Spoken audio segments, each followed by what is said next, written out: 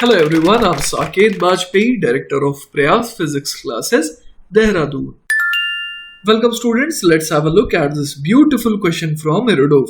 The question says, a shell acquires the initial velocity v equal to 320 meters per second, having made n equal to 2 turns inside the barrel whose length is equal to L equal to 2 meters. Assuming that the shell moves inside the barrel with a uniform acceleration, find the angular velocity of its axial rotation at the moment when the shell escapes the barrel. तो बच्चों सबसे पहले हम लोग सवाल को समझने की कोशिश करते हैं. बेसिकली हो क्या रहा है कि यहाँ पर एक शेल है ना, जो एक बैरल के अंदर है और ये जो बैरल है उससे जब ये बाहर निकल रहा है तो वो कितनी वेलोसिटी एक्वायर करके निकल रहा है 320 मीटर्स पर सेकेंड. और ये दिया हुआ है हमारे को सवाल में कि जब ये बैरल के अंदर था तो इस लोकेशन से यहां तक पहुंचने में है ना उसने क्या करा, n टर्न्स जो है वो कंप्लीट करा. ठीक है, तो इसका मतलब ये है कि ये जो हमारे पास ये जो शेल दिया हुआ है ना, ये सिर्फ ट्रांसलेशन नहीं कर रहा है, ये रोटेशन प्लस ट्रांसलेशन दोनों कर रहा है. क्लियर है ये बात? तो जैसा कि बच्चों यहां पर क्या दिया हुआ है अपने को कि जस्ट ये जब बाहर निकल रहा है तो इस समय इसकी स्पीड कितनी हो गई 320 मीटर्स पर सेकेंड, है ना. यही v अपने को दिया हुआ है, v की वैल्यू है 320 मीटर्स पर सेकेंड. और इसके अलावा देखिए क्या दे रखा है कि ये जो बैरल है ना, इसकी लेंथ कितनी दे रखी है, l दे रखी है ना, और l की वैल्यू कितनी है, l is equal to 2 meters. Clear है, l इज इक्वल टू दे रखा है 2 मीटर्स. तो हमारे को ये समझ में आ रहा है कि शेल जो है वो कंबाइंड रोटेशन एंड ट्रांसलेशन कर रहा है, आगे जा रहा है और साथ ही साथ घूम भी रहा है ना. तो हमारे को सवाल में एक एक्स्ट्रा डेटा ये दे रखा है कि हमें क्या अज्यूम करना है कि वो जो बैरल के अंदर मोशन कर रहा है ना, वो कैसा कर रहा है, यूनिफॉर्म एक्सेलरेशन वाला मोशन कर रहा है. तो देखिए बच्चों यहां पर हम लोग क्या कर सकते हैं, जैसे कि सबसे पहले मैं अगर ट्रांसलेशन की बात करूं, है ना, ट्रांसलेशन की अगर मैं बात करूं तो इनिशियल स्पीड तो 0 दे रखी है, तो जब ये बाहर निकल रहा होगा उस समय की स्पीड v बराबर मैं क्या बोल दूंगा, वो सिंपली हो जाएगा a इंटू टी. क्लियर है बात? जहां पर a क्या है, इसका एक्सेलरेशन है ना, फॉरवर्ड डायरेक्शन में जो एक्सेलरेशन है.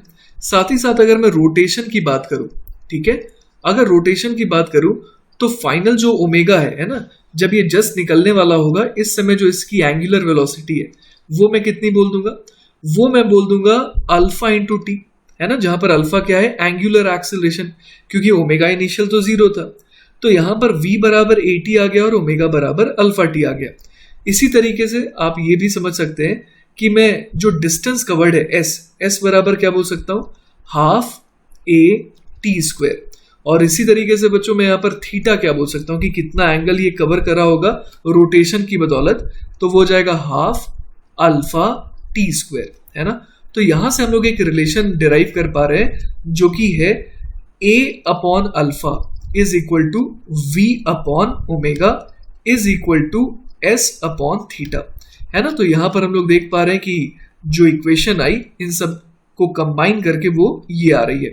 तो अब देखिए हमारे को सवाल में बेसिकली क्या दे रखा है, सवाल में ये दे रखा है कि थीटा की वैल्यू कितनी हो जाएगी.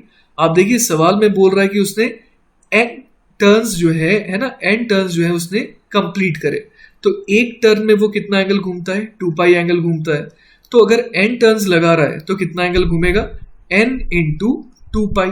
क्लियर है ये बात?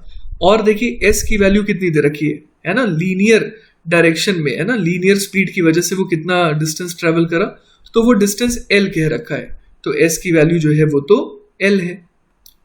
इसके अलावा बच्चों अपने को लीनियर स्पीड तो v दे रखा है. अब अपने से ओमेगा पूछा है तो हम लोग यहाँ पर ओमेगा कितना कह सकते हैं, ओमेगा हो जाएगा v थीटा अपॉन s, है ना. तो ये बन जाएगा v multiplied by 2n pi divided bye s की वैल्यू कितनी है, l है. तो हमारा फाइनल आंसर क्या आ गया, omega is equal to 2nv pi divided by l, है ना. So this is our final answer. तो ये क्या है, ये वो एंगुलर वेलोसिटी है ना, जो ये एक्वायर करेगा निकलते वक्त. ठीक है, इस बैरल से जब ये निकलना चालू करेगा जिस मोमेंट पर, उस समय इसकी एंगुलर वेलोसिटी क्या होगी, वो हो जाएगी कितनी, आइए देखते हैं 2nv पाई अपॉन l, है ना. तो आई होप बच्चों कि आपको ये सॉल्यूशन अच्छे से समझ में आया होगा। इन केस अगर कोई डाउट रह जाता है then feel free to contact me, I will be very happy to help you. Take care बच्चों, बाय बाय।